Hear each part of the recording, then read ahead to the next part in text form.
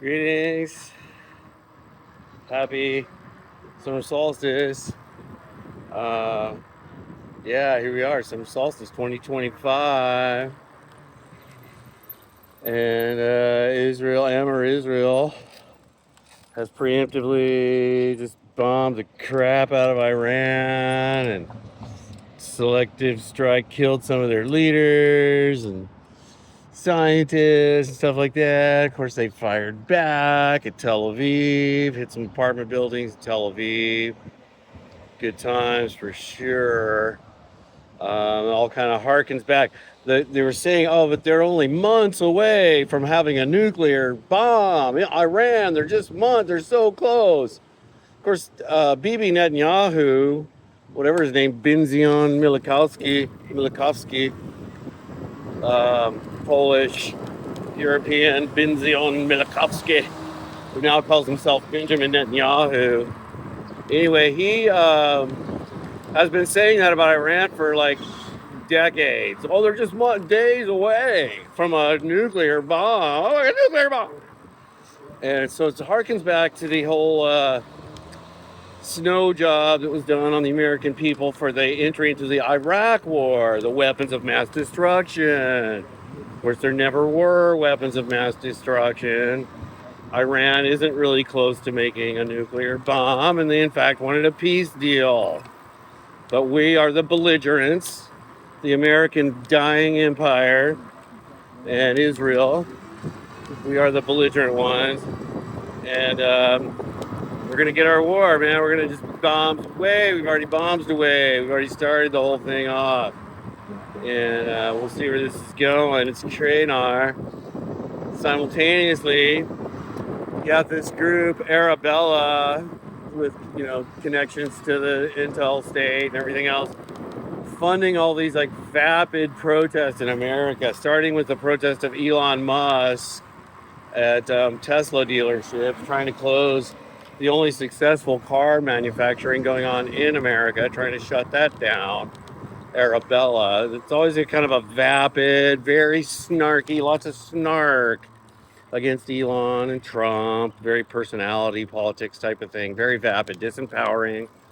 So they were behind the Hands Off and the No Kings as well, all funded by the same nonprofit groups or for-profit fundraising lobbying groups, one of them being Arrabellla. So that's interesting. That's going on here in America, trying to stir up domestic strife along class identity, not class lines, identity lines.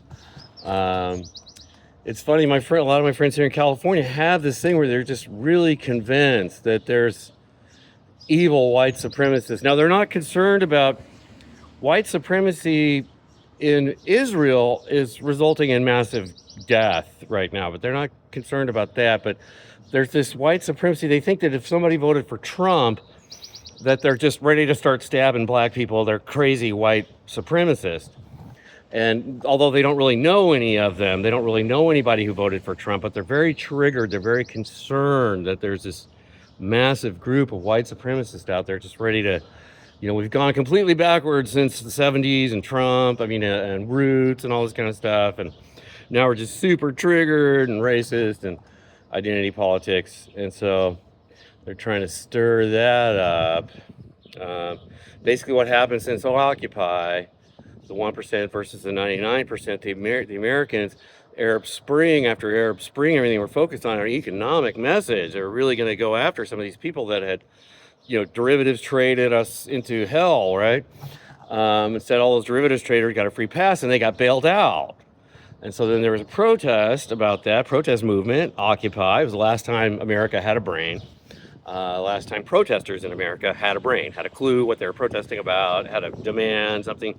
They didn't really have a demand, but they knew that this 1% versus 99%, banks got bailed out, we got sold out. That was kind of the thing. And so the establishment's kind of like, we're not going to let that happen again. We're going to focus these people, just like Paul Weyrich did when he focused people before on abortion and divisive social issues. They again said, yes, we're going to do that, divisive social issues, lots of identity politics. Let's focus on trans. And Americans are no longer triggered by gay marriage, stuff like that.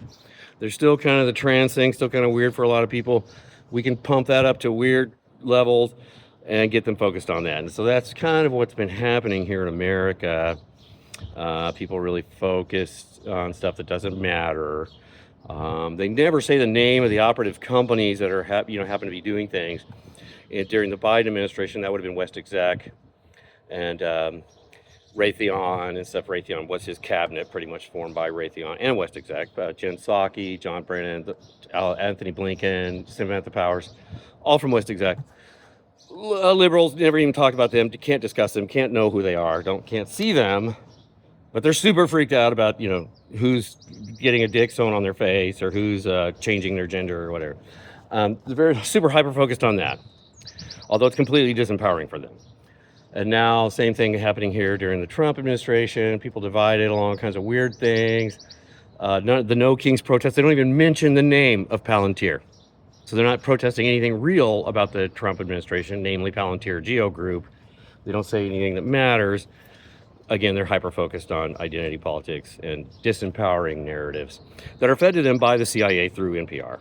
And that's kind of sad. The Arrabellla group and CIA and others completely manipulating their mind, and that's still going on here on the summer solstice. Happy solstice, longest day of the year today. Enjoy that day and celebrate the night tonight. A time to rest, time to regroup, and the nights are going to be getting longer now.